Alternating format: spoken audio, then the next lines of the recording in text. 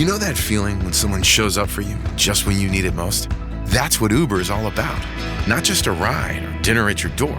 It's how Uber helps you show up for the moments that matter. Because showing up can turn a tough day around or make a good one even better.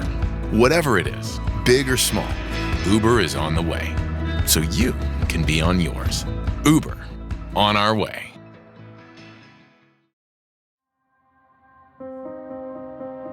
Hello and welcome to All Indians Matter. I am Ashraf Engineer. In May, National Security Advisor Ajit Doval spoke with his Iranian counterpart Ali Akbar Ahmadian to discuss, among other things, the much talked about Chabahar port project. Doval, it was reported, expressed India's interest in further expanding cooperation in the development of the port. India has had a deep interest in developing Chabahar, and last year, the government-owned India Ports Global Limited signed a 10-year contract with the Maritime Organization of Iran to that effect. Under this agreement, India will invest $120 million to develop and operate what is known as the Shahid Beheshti port in Chabahar and offer a credit window of $250 million for an infrastructure upgrade.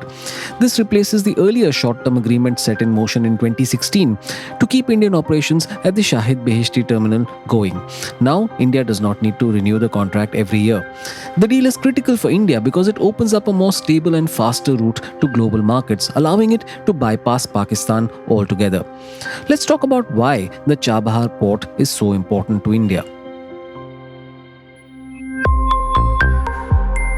All Indians matter.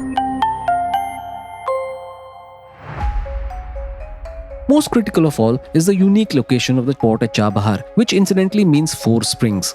It's about 550 nautical miles from Kandla port in Gujarat, and it gives India easy access to Afghanistan, Central Asia, as well as Europe.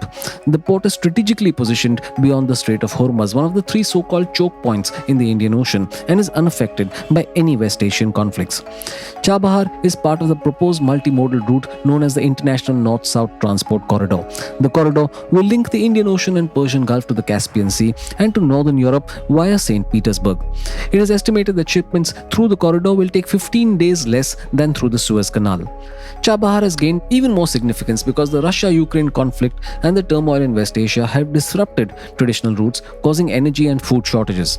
India, like other countries, has been impacted by this in the form of higher prices and supply disruptions. India simply has to take urgent steps for long-term supply chain stability. India aims to grow its economy to $10 trillion by 2030 and $15 trillion by 2034. For that, it needs foreign investment, more manufacturing, and of course, stable trade routes. Chabahar is crucial in this context. It is a cornerstone of India's geopolitical and economic strategy, especially in the wake of emerging geostrategic challenges. As part of this strategy, India wishes to boost economic ties with Central Asian republics through such connectivity projects.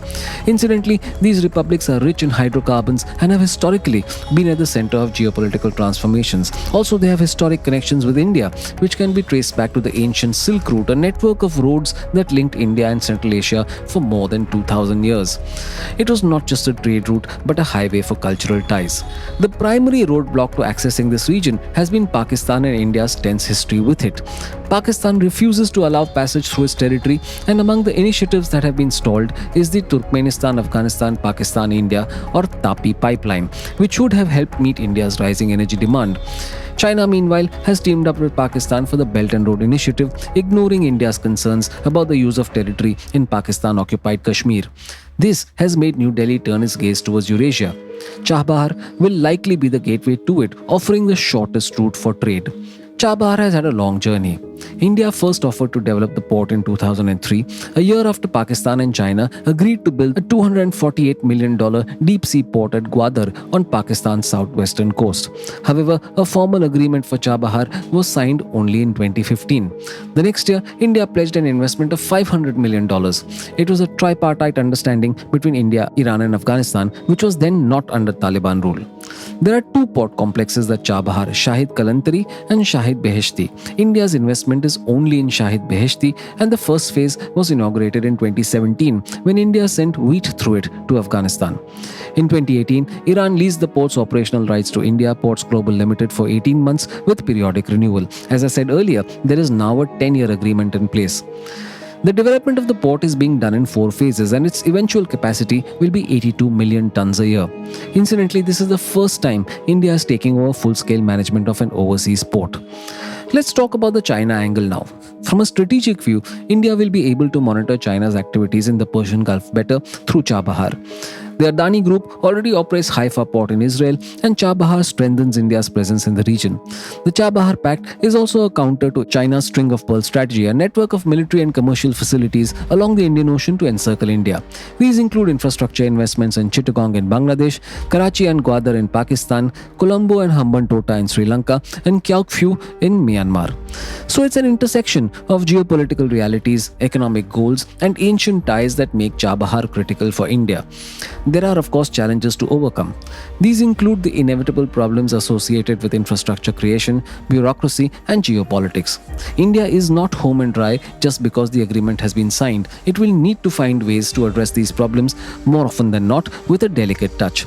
At stake is India's ambition to become a maritime power and a significant player in Eurasian geopolitics.